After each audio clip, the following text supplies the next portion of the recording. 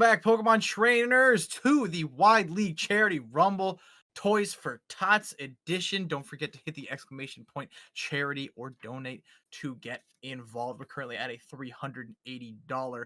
Uh, we're currently at $380. We're looking to hit that $400 mark by the end of the night. So please be sure to at least get some sort of attention towards it if you can't donate yourself. Or if you can donate yourself, hit that link up right there in the bottom. Before we left, we saw the beginnings of another Regulation H Classic. Got some Calyrex in there, got some Ogerpon in there, and the Water Bear returns. Gerd, how you doing?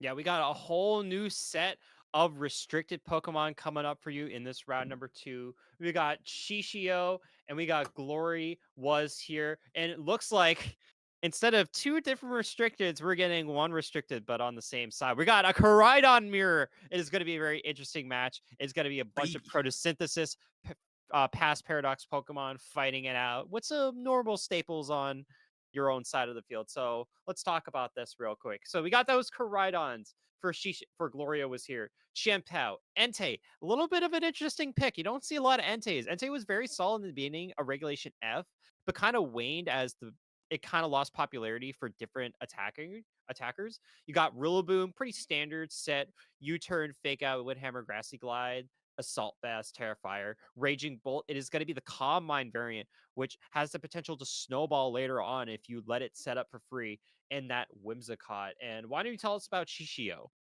Yeah, Shishio also has a Raging Bolt up there, but this one's the Protect, Thunderclap, and Draco Meteor aspect of it. No Calm Mind to be found, but it's more of the attacking variant there. Got the basic Incineroar, Fake Out, Will-O-Wisp. Actually, sorry, a Will-O-Wisp instead of Flare Blitz on this Incineroar, going for the burn instead of the extra damage that Flare Blitz offers as well. And then the rest of the kit knockoff Parting Shot with the Terra Ghost and safety goggles there. Ursaluna returns here with the partnership of Chain Pow, which is something that I don't really think I've seen before. In theory, could be pretty solid together, but the speed tiers kind of differentiate in such a weird way that it might be a little bit of a double-edged sword there. Chain Pow obviously doing the real basic Chain Pow sets. Got a Sash, got a Sword of Ruin up there, Protect. Ice Spinner to get rid of those terrains, Throat Chop for getting rid of the Incineroar threat, and Sucker Punch to threaten anything that wants to hit with low HP. Another one of these basic Flutter Main, the basic choice spec Flutter Main sets as well. Moonblast, Shadow Ball, Dazzling Gleam, and Power Gem as well. Fairy for the extra damage on the Terra type. And the Koraidon for the Mirror is in here to fire Terra type, Collision Course, Flare Blitz, Flame Charge for the speed boost, and Protect to round it all off. Some interesting things to see here, and a lot of it revolves around that the return of another aspect of this Scarlet and Violet VGC VGC I guess sets are that Chain Pow, another of the ruin Pokemon that we saw last game.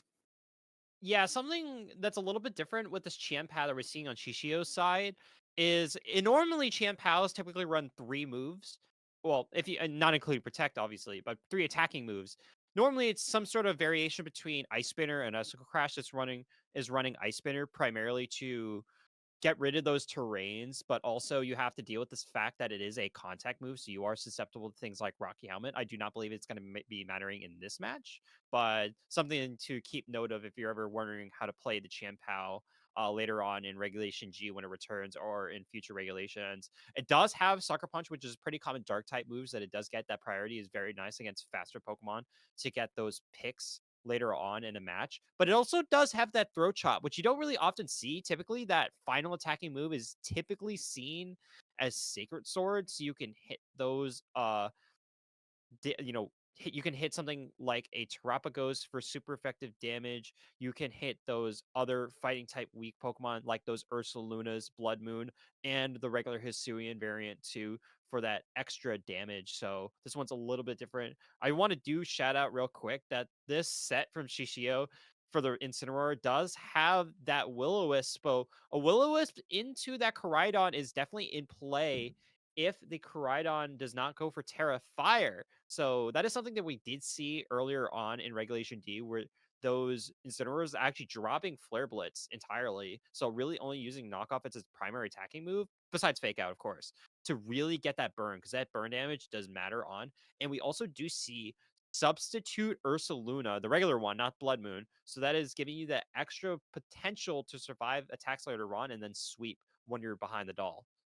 I mean, Ursaluna hits like a truck, and that guts boost from Flame Orb is just unbelievable in nearly every sense of Pokemon, and we're probably gonna see it do some damage here as we go into our game one here with Shishio and Glory was here. How do you approach this as almost I think 3 of the 6 Pokemon are mirrored here? Yeah, it's going to be tough because you do recognize that you're both bringing Koraidon, right? So it's really up to how the training is. Game one is more of an information battle than I would say, where you really want to be careful on what the speed tiers are. Like you mentioned earlier, the Raging Bolt does have the Thundercrab Dracometer Thunderbolt set, whereas the Raging Bolt on Glory was here side doesn't have that Thunderbolt. It does have that Calm Mind, so a Calm Mind boosted Raging Bolt can sometimes do really well into other Raging Bolts, but it's gotta be careful because there's no Terra Fairy on either one, so you kind of have to deal with those Draco Meteors on both sides for doing so much damage. And then we got the lead here with the Whimsicott, the baby boy as its nickname, ready to toss out tailwinds and support moves as much as possible.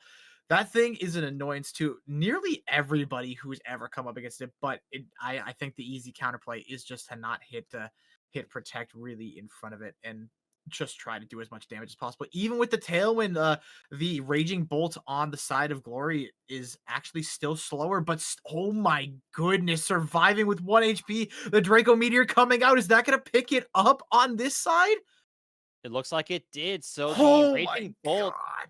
is going to be going down immediately on this first turn after taking that Dazzling Gleam and Draco Meteor double up. But the opposing Raging Bolt is also going to be going down at the same time, I presumably believe because of the life or recoil while it survived on about 1 HP. So now a double switch for both players is going to be required. Koraidon, the restricted legendary of Scarlet and Violet, going to be switching in.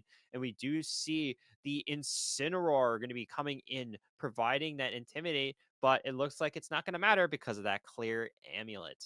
And now you kind of have obviously the Koraidon's most likely going to protect here to prevent getting hit by a by fake out and super effective damage. While there might be some sort of prankster move incoming here from actually he's going straight. Looks like it might be a switch out here because there isn't really much the support can really help with at the moment.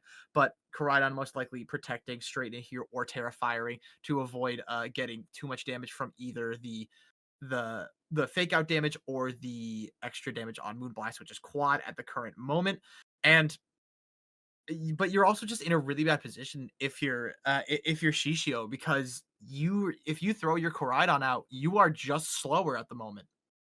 Yeah, it's going to be tough to really understand this positioning. We are going to be seeing a switch out on that Whimsicott, trying to keep it alive for later on, maybe trying to set up a tailwind later on in this match. And the Entei is going to be coming out. It is a choice banded Entei, so it's going to be doing significant amount of damage, especially in the sun with that Sacred Fire or other types of attacks. There's going to be a switch out. It's actually going to be the opposing Koraidon. The Koraidons are now both on the field trying to fight it out. And the terastallization, presumably on to Glory was here side. It's going to be terrestrialized into a fire type, trying to resist those fairy type attacks. Remember that Flutter Mane was choice locked into Dazzling Gleam, so it wouldn't have taken that much more damage. It looks like it's going to be a flame charge. No terrestrialization on the Incineroar into Ghost to try to survive a collision course. But Wow. look at that damage, Oh almost my god. 25% gone. And now you get that extra speed boost. And Entei's gonna eat this parting shot here, and Incineroar's gonna go right back to Shishio's side here. But now you have a +1 speed Koraidon that doesn't need the tailwind anymore to outspeed um at least their Koraidon, and there might be I don't know what the photosynthesis boost is going to give towards the Shishio side. The speed is heightened, so it might not outspeed the Fluttermane yet, but definitely outspeeding the opposing Koraidon and giving that pressure there. But Looks like Entei is just going to straight hit that with Flare Blitz into the Flutter Mane spot to get rid of that. And it's really scary if you're Shishio right now because again, you're getting speed crept in a mirror is terrifying no matter what Pokemon you have out there. Yeah, especially in the mirror match, you almost always want to be faster because you do get the information game that you know you're faster. So that means you get to attack off first. Looks like the Fluttermane is going to be switching back into the Incineroar, trying to tank any attack that you could potentially take. Obviously, you do not get the Intimidates onto either Pokemon because of the inner focus onto that Entei, and because of the clear amulet on Koraidon still has not been knocked off yet. Terrestrialization is going to be activated onto the opposing Koraidon. Terrifier is going to be the option trying to survive some sort of attack. I'm probably just trying to make sure you just have it for now. Flare Blitz in the sun. Koraidon with that extra boosted damage because of your ability still doing Oof. 50% to an Incineroar. Ay, ay, ay. That is a resisted Pokemon with a ton of HP and a ton of defense, and it still did half of its damage. That is crazy, but it looks like the opposing Koraidon is going to bring out this collision course, going to get that big damage in there and barely surviving in there. 11 HP right now, but still having the advantage speed tier wise. And both these Pokemon now are at a extremely, extremely low HP number. And it really comes down to how Shishio runs this. Yeah, you got to think about the fact that the Incineroar could go for Fake Out here into either Pokemon. Obviously, the inner focus keeps you alive, or not alive, but it keeps you prevented from getting flinched. But into that Koraidon, it could pick up a KO. Honestly, if it doesn't go for Protect, you could switch into Whimsicott. You still have it in the back. But is that something you want to do? Deciding to save the Whimsicott for now, just going to go for Protect. Is it a fake out into this Pokemon? No, the Stoppage Tantrum is actually going to be going into the Incineroar, picking up that KO from about half HP. So now this Fluttermane is in position to start doing some damage, but the Koraidon still has that speed boost from that Flame Charge, and the opposing Koraidon from Shishio still has to force switch in. Now, I believe it's still +1 over there on Koraidon. Is that enough to outspeed the speed boosted Fluttermane in the sun? Is the question. Because you So just protected in that situation. So if you're slower, you are going down here. if Fluttermane and It is. Koraidon, wow. I was about to say Fluttermane and Koraidon actually have the same base speed stat, but it looks like the actual base speed or the actual speed stat of both Pokemon are slightly different, or it could have been a speed tie depending on how they were trained. We might have to get the information later on because that is going to be very important for both players to understand. Collision Course going into this Entei, going to be picking up that KO from that HP range, almost 90% gone. So what was originally a bad position for Shishio has completely turned it around thanks to that pivoting and Fluttermane switching in at the right time. The Whimsicott is now stuck on the field against two giants of the game, and it's looking like it's going to be Glory doing a forfeit in game number one. I mean, it's really rough to, especially if they to have to play with knowing that you're going to be going into a speed tie. But again, but I do think that there could have been another flame charge thrown in there, especially because there was so much switching having to go around there from Shishio to survive and not take much damage. And it actually turned out pretty well for him, especially because Sun just stayed up the entire time of that game. And with that extra speed boost from the Fluttermane, you were able to pick up that KO with a nice dazzling gleam. Yeah, and just talking about it, we just talked about it, where both Fluttermane and Koraidon have the same base speed stat. So in that situation, you have to think about it in this way. When you speed tie, it is a 50-50 chance for one of your Pokemon to move first. In this situation, that you know that the Fluttermane has now moved before your Koraidon, you can only assume that either you're speed tying with the Fluttermane, which means it's random, in terms of 50-50 chance to move first, or the Fluttermane on the opposing side is always going to be moving first. So there's almost never a situation where this Koraidon is faster ever outside of that 50-50 chance. So that is something you have to keep in mind because I would say in this match, because it is a Koraidon mirror, we're going to be seeing Sun up most of the time. And that means that that photosynthesis is And we will see that coming in here once again into this game too. Shishio versus Glow is here. And we now see that Chain Pow coming out right here. And then Incineroar and Raging Bolt on the other end. Entei also here to not get intimidated and hold down this nice little spot in here. And I like this lead. Actually, I actually really like this lead, especially because you're threatening both with your Chain Pow and your Entei, even with the Intimidate. Yeah, the Entei and Champao lead was very common early on in Regulation F, but kind of waned off into mostly trying to consider using that Urshifu more often than not because it's just such a strong core. We do see the fake out going into this Champao not deciding to go for a Terra Ghost to use the Terra early on. Stomping Tantrum is going to be your choice lock of choice. And look at that Wow. damage off the Stomping Tantrum doing significant amount of damage. And the Draco Meteor in retaliation, it looks like it is going to be picking up that one hit KO at the cost of 2 drop stages of special attack and that life or recoil still hanging on for now. So now you have Shishio taking such a huge lead in this game number 2. I mean, like that's the threat of Raging Bolt, regardless of if you run the calm mindset or not, is that it is bulky to no belief. And while we do a little bit go, wow, that was a lot of damage into that Raging Bolt, it still was the 1-for-1 that happened last time. And that puts that puts Glory in a little bit of a backseat position. Losing a Pokemon that early means you have less options, especially because the Pokemon you lost was a heavy hitter in your team.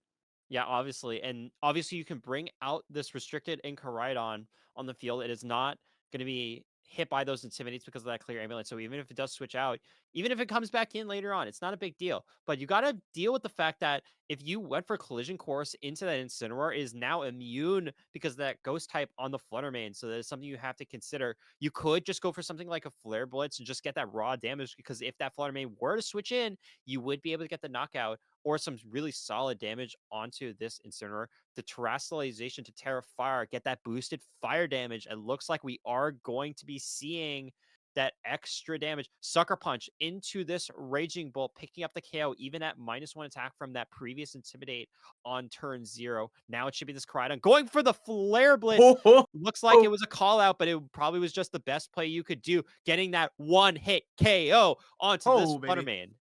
Yeah, that was absolutely lovely from Glory right there. I was gonna say, I think that in that situation, the fire move into that slot is always the correct decision. If you get that speed boost, you still have your full health, are still able to threaten something the next turn, and get your speed up to at least be tying with that, but with Fluttermane, but still being able to take on Koraidon. Flare Blitz was a little bit more of the more risky option because obviously if Incineroar stays in, you do less damage without getting any kind of benefit of a buff. But read that switch out very, very nicely, gets that Oko, and is now able to pick up a much better position here by having a collision course that will do a ton of damage to one of these Pokemon here.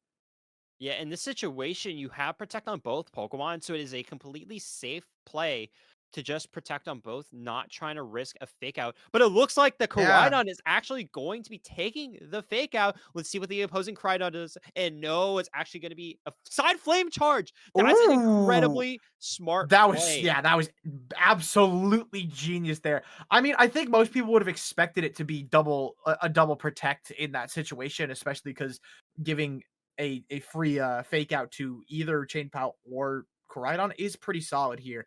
But hitting your own teammate Incineroar with that flame charge gives that speed boost regardless, and now you're playing the speed tied game. Terrestrialization comes out on Shishio's Koraidon here. We've got double +1 speed, double fire Terra on the field here. And then we have Glory going for it. That protect here. But now does that double up into this chain pow? No, the collision course going into the opposing Koraidon here. Still leaving chain pow to go with an ice crash. Not going to do any damage here from the fire terrestrialization, the knockoff coming out. And now chain pow is susceptible to anything that comes his way. Yeah, this is a horrible situation if you're Glory, because now you've just protected on the previous turn the Champao -2 in terms of attack because of those intimidate drops repeating and repeating. Sucker Punch just going into that Karide on the opposing side, barely doing any damage. Collision Chorus is almost a free hit at this point, going to be doing so much damage in this Koraidon, is going to be picking up the KO. So now the restricted Oof. on Glory's team is now out of this match. Yeah, Glory unfortunately is not able to make the best of her situation being that +1 speed. And she's still just doing really, really well to bring it back by hitting that really early flame charge. And I guess we're not going to talk about it as much because it didn't necessarily need to do that.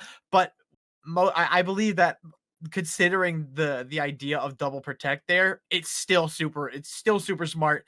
It's still worked out in the end because Incineroar has taken maybe a fourth of damage so far, maybe a fifth of damage actually, and now you have a +1 Koraidon on the field who is threatening both of these Pokemon that are left right now. Even with the Tailwind, even with the Sword of Ruin on the field, it looks like Shishio is just going to run riot in this game too. Yeah, because the Champao does not have that Sacred Sword, you're actually not able to get that super effective damage into the Incineroar.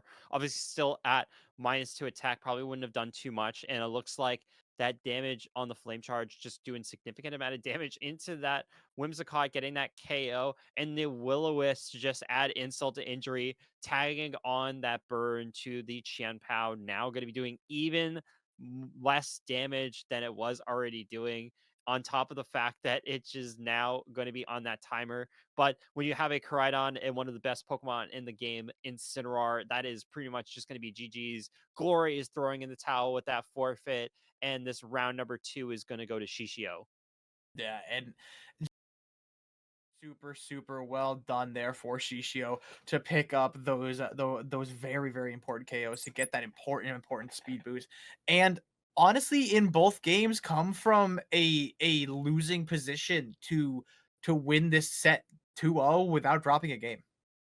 Yeah, we got to talk about that side target again because that was incredible, incredible sequencing. Because you know that the Chiampao with no Sacred Sword does not threaten any damage really into the Koraidon, especially the Incineroar. So going for Fake Out into the opposing Koraidon to make sure that it does not move no matter what, unless it obviously switch into Whimsicott, which more than likely you're not really going to want to do because you're just going to let your opponent take a free KO if they were to get an attack. But it wouldn't have mattered because the Chiampao is not doing anything. It goes for Protect. You have the Koraidon trying to go for an attack, but Shishio recognizing that I'm going to fake out the Koraidon instead, and the side target covers for double protect, knowing that you could always get that attack, speed boost, sorry, from that flame charge, and then you pretty much clean the rest of the game up with that speed advantage on the Koraidon with low HP Pokemon on Glory's side. It was game over from that point onward.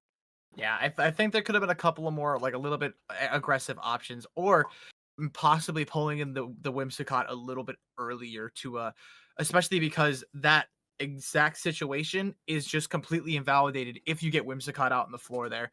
The Protect was the in quotes, the smart move with the position that you had, with a really dangerous chain pow, like dangerous to chain pow Pokemon on the floor for Shishio, especially with fighting, with fire, with a knockoff on deck as well. And calling out that Koraidon was the win condition for Shishio, and he got it. Yeah, and you have to think about, could you have brought in the Whimsicott safely to potentially reset either those Intimidate drops or just to get it on the field on the Koraidon slot, set up that Tailwind, and then you would eventually have that speed advantage for a few turns to potentially win this match. But then you have to think about, if they were to go to Flame Charge in one of the other slots, then you're now probably losing that Whimsicott, having to switch something back in, and then you're still in a losing position. So I think Shishio had the advantage of just with that fake up pressure, just constantly pushing it, making sure that you're locking down things. It was really up to Glory to try to find that way out, but it's such a hard read to make because one wrong move loses you the game, but there's so many wrong moves that could have lost you the game no matter what. Agreed, and especially because it's also a mirror match, it came down to speed tying again, and then having that priority pressure with the Incineroar did a lot of heavy lifting there, and Incineroar switches from Shishio were near perfect, genuinely. Mm. Like, especially in game 1 where, went down a little bit, or it kind of with the 1 for 1 for both of the Raging Bolts brought out, some of the heavy hitters, and Incineroar's coming in, coming out, keeping, keeping more Pokemon at those lower health pools, or those lower attack pools, sorry, and then being able to pressure with Fake Out, pressure with Party Shot, and then get back in, back out, and Incineroar doing Incineroar things. Not to mention, with those constant trainings early on in the first few turns, we did see that Koraidon going for that Flare Blitz into the Flutter Mane, which had caused so much trouble in game number 1, immediately getting rid of it. But it just turned down to that Koraidon mirror match where one Koraidon got the speed boost when it really mattered. And then you had the opposing side just not be able to get that speed advantage when they needed it at the right time, especially with when you have that Tailwind Whimsicott just not able to get it on the field at the right time. So it just didn't work out. And that's just kind of the plays that you need to make to win. Yeah, I think Pokemon's such a fun game because you can't really necessarily call it a mistake, but it was definitely a very, very good read that unfortunately was not able to be hopped upon there by Glory, but very, very well done for Shishio to take that set 2-0 over there. And this wide league has been very, very fun so far, especially with the little bit of creative teams, but also that nice little normal feel about Regulation G. Yeah, it's good to finally, I guess, good in a sense, to get back into that Regulation G mindset. You know, it's going to be back for the next 4 months. It's going to lead our way into potentially the GS Cup, the double restricted later on, could be the Worlds format. Haven't gotten official confirmation of what that's going to be just yet, but going into the later stages of the lifetime of this game, we're pretty much not going to be going back to what was Regulation H. It was a miracle that we even got Regulation H, but we kind of have to deal with the fact that we're going to be living with the legendaries from here on out. It is just the life of the party at this point. All those sub legendaries, restricted legendaries, and then whatever Legends CA if we even get those Pokemon in this game. So that could also be a major factor in that match too. But you know what? Let's take a short break going into round number 3. We finished our round number 2 in a quick 2-0. Shishio is going to be winning that one, moving on to 2-0. Glory was here still at 101, could still make that final bracket. Remember, this is a charity event for Toys for Tots, and the winner of this match is going to be getting $300 of their choice charity. So it is a great cause. We hope to see you in round number 3. Stay tuned and don't go anywhere, everyone.